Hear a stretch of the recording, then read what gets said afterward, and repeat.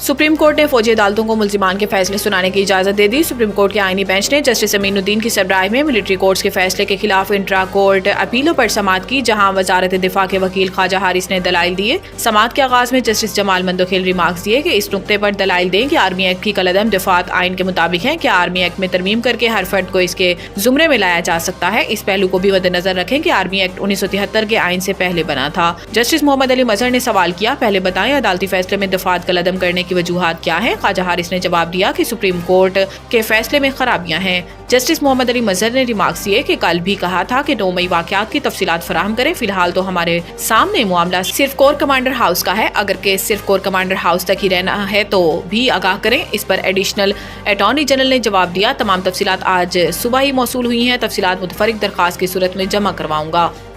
बेहतर मुआशी पॉलिसियों और मुआशी टीम की मेहनत के सुमरात मिलना शुरू हो गए हैं। एक बयान में वज़ीर आज़म ने कहा कि बरामदात और रिकॉर्ड तरसीलात ज़र की बदौलत मुल्की ज़र मुबादला के ज़खायर में इजाफा हुआ है। वज़ीर आज़म ने overseas chamber of commerce and industry की हालिया रिपोर्ट पर इत्मीनान का इजहार करते हुए कहा कि बैरूनी सरमायाकारों के पाकिस्तान पर एतमाद में इजाफा हुआ। पाकिस्तान के बारे में आलमी सोच मनफी 10% से निकल कर 31% मुस्बत पर आ गई है। इन्होंने मजीद कहा कि यह नताज आलमी सतह पर सरमायाकारों के लिए एक मुस्बत पैगाम है।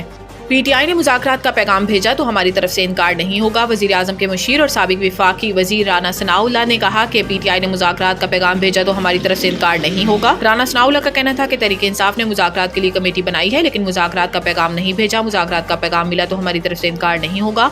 फाइनल कॉल से पहले तहरीक इंसाफ से राब्ता किया गया। इमरान खान की रिहाई की बात नहीं हुई थी। इन्होंने कहा कि PTI से ऑफर की है कि सदके दिल से माजरत करें। 9 मई को किन की तंसीबात और घर पर हमला किया, ये 9 मई वाकयात की मजम्मत क्यों नहीं करते, क्यों नहीं कहते कि इनसे गलती हुई? इनका कहना था कि ये कहना 9 मई को हम नहीं थे, वो खुद ही थे, ये तो और तलखी बढ़ाने की बात है। तहरीक इंसाफ ने मुज़ाकरात के लिए कमेटी बनाई है, लेकिन बातचीत का पैगाम नहीं दिया। तहरीक इंसाफ का हमारे लिए अभी यही पैगाम है कि हम आपसे क्यों मुज़ाकरात करें। राना सनाउल्लाह ने कहा कि मदारिस रजिस्ट्रेशन का मामला बैठकर सुलझाया जा सकता है। मदारिस रजिस्ट्रेशन के मामले में कोई डेडलॉक वाली बात नजर नहीं आ रही। सोसाइटी एक्ट या वजारत तालीम से रजिस्टर्ड होने से कोई फर्क नहीं पड़ता।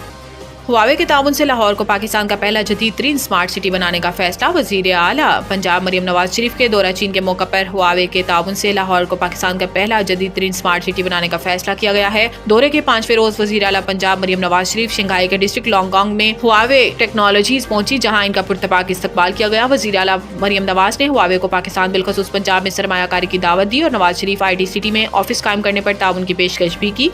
इन्होंने हुआवे को पंजाब में असेंबलिंग और मैन्युफैक्चरिंग प्लांट लगाने पर भरपूर ताउन की यकीन दहानी भी करवाई, जबकि सूबे भर में हुआवे को पंजाब रिटेल ऑफिस और आफ्टर सेल सर्विस सेंटर कायम करने की भी पेशकश की। वजीर आला पंजाब के हुआवे गवर्नमेंट अफेयर्स के सिद्वांग चिंगडोंग से मुलाकात हुई, जिसमें लाहौर को मॉडर्न डिजिटल सिटी बनाने के लिए मुख्तलिफ तजावीज़ और सिफारिशात पर गुफ्तगू हुई, जबकि इन्हें लाहौर आने की दावत भी दी गई।